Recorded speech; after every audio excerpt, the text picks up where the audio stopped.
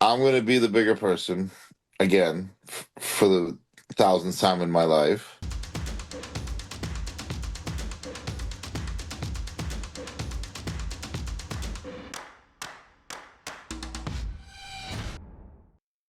What's up, guys, and welcome. You are watching Fazi Fitness. So, Logan Franklin just made this statement that he should have beaten Mike Sommerfeld back in March and he should have won the Arnold this year. So, yeah, technically speaking, Mike's height, that was made wrong at the Arnold or at the Olympia last year, knowingly or unknowingly. The point is, he should not have been allowed to compete at that weight because technically he had an unfair advantage. But how come Logan was unable to beat any of these top guys at the Olympia this year? And the fact is, with Mike using all those drastic protocols to lose 14 pounds in a matter of just 2 weeks' time, even that physique, that was years ahead of what Logan presented at the Olympia this year. I have a question though.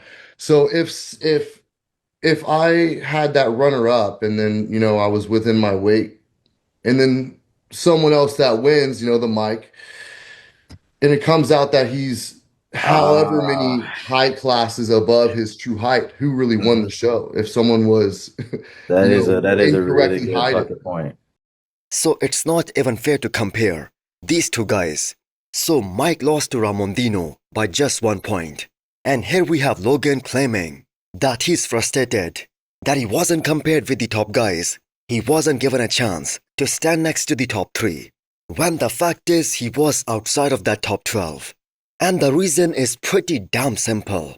He's still lacking in the density and the thickness department compared to these other top guys, and the fact is he presented a better package at the Arnold this year compared to what we saw at the Olympia. So technically, I should have won the Arnold Classic. And then it He's makes you wonder again, like, how do you have that type of placing? And then the Olympia, you don't even get a comparison. Like, I don't even get stood next to anybody, which is kind of frustrating. So it leaves you with a lot of questions and frustrations, like I said. And then it also leaves fans wondering what's going on. And the competition at the Arnold, that wasn't as stiff as it was at the Olympia this year. So the guy that he beat at the Arnold Ohio this year, that was Matt Grego, who came in 3rd. And Matt was 10th at the Olympia this year. Even he was able to beat Logan here at the Olympia. And the fact is, even if Logan was on the lineup right now, who would continue to beat him in the future as well, because they're so far ahead in terms of thickness, muscularity, and having those classic lines. Now I get that every competitor out there, they wanna win the biggest show in the world. But at some point you have to analyze what's a realistic goal for you. So Logan has been saying the same thing since 2020. You can go back in time and see how he was comparing himself to Chris Bumstead and Breon when he was just nowhere at their level. Yes, it was an awesome look, a crazy look by Logan at the Arnold this year. But how can we ignore that other than Mike, there was no top 6 athlete from the past Olympia in that lineup? And to think that he was 13th at the Olympia this year, he has got a huge challenge ahead of him to make the vision come true, the vision of winning the Olympia. And I'm gonna say even cracking top 6, that is gonna be pretty damn hard. And again, I must say Logan has very unrealistic expectations. Instead of saying that he's gunning for the title, he should strive to place top 6 first and then take it from there. Let me know, what do you guys think?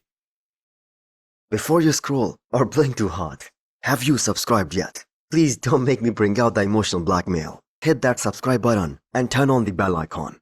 It's free, it's painless, and that makes me look way cooler than I actually am. I don't, because if I start, it's just I'm gonna literally go the fuck in. So I'm gonna be the bigger person again for the thousandth time in my life, and I'm just gonna say The mutant Nick Walker posted some recent 3 weeks out post-Olympia physique updates. So nobody can deny that the man has some of the freakiest body parts in the men's open bodybuilding right now. But the fact is that if he doesn't get that waistline fixed, if he doesn't develop a better quad sweep, he's gonna have a problem at a big show like the Arnold or at the Olympia. So he finally also addressed this controversy going on with him and his former coach Kyle Wilkes. Because these guys parting ways, that wasn't on good terms. And you can see Nick's point being very valid here. He had a coach who did not deliver at a show where it truly mattered. And that was at the Olympia this year. In fact, this was the worst placing for Nick Walker at the Olympia level. Previously, the lowest he has ever placed. That was at his Olympia debut, and that was 5th. And he was 3rd at the Olympia back in 2022. And we know how Nick is a workhorse. He gives 100% to bodybuilding, day in and day out. No one can ever question his work ethic, his drive, and to get his lowest ever placing. Despite all that, that must have been very frustrating. And Nick also said that the way Kyle handled this was very disrespectful. So he's obviously referring to that appearance by Kyle on a podcast. I just did not like the way his methods were. It didn't align with what I do, and it was just best that I started to do my own thing. So the fans are also asking a legit question, that if Kyle's methods, they weren't that good, how was Nick able to bring such an impressive look, probably his best ever, at the Pittsburgh Pro? And you can listen to every interview that Nick did weeks before the Olympia this year. He was talking more smack than ever before, than even the defending Olympia champion Samson Dauda, and how he's gonna expose Samson and his weaknesses, and how he's gonna win the Olympia. So he was confident in Kyle's ability all along, until he stood next to all these top Olympians, and he was the one who got massively exposed because of his structure. So 2 different sides of the story, one from the athlete and one from the coach. But now Nick isn't looking for a new coach. He's gonna manage that rebound all by himself, and based on the progress pictures, he looks pretty damn good. So who among these 2 guys do you guys think have a more valid point here?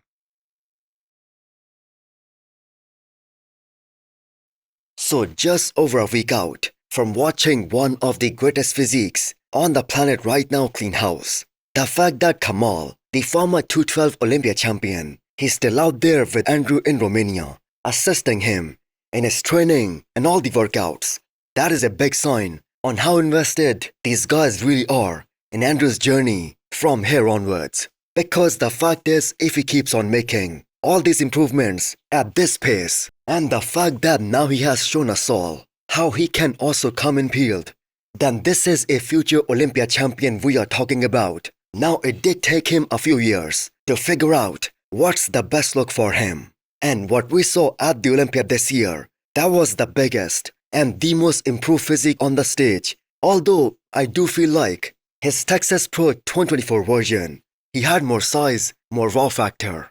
So if he can bring that kind of size with the conditioning that he had at the Olympia this year, he's gonna win. Now, we come to the real question. Can he peak 100% again? Which honestly he doesn't have to, he doesn't need to. He will win this upcoming Romania Pro by even being at 90%. But judging the fact that Kamal is out there with him, Andrew wants to end the season at a very high note. And he wanna make this clear to everyone out there that he's gonna be the biggest contender, first at the upcoming Arnold, and then at the Olympia next year.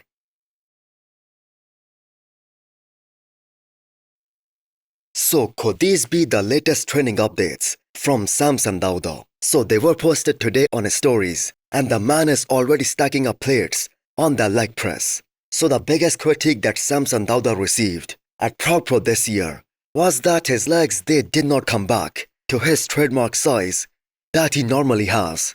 So the media has been very hard and very harsh on Samson Dauda since the Olympia this year. But let's be honest here. He has been such an awesome ambassador for the sport of bodybuilding. And the biggest difference between him and some of the previous Olympia champions is that he's never afraid to put his reputation on the line and just compete. Now, many people out there said that it wasn't a great idea to do this Prague Pro as it was too risky. And the results here, they certainly did not go in his favor in his way. But as a bodybuilding fan, we must appreciate that the man showed up, tremendously improved in just under 2 weeks' time. Now that itself was a minor victory. Now we know what to expect from him. In 2026, no more chasing condition. He will show up at his all-time biggest because that's his best shot at winning back his Olympia title. So there is no one dominant Olympia champion in today's era, and Samson at his best, he will be right there in the mix.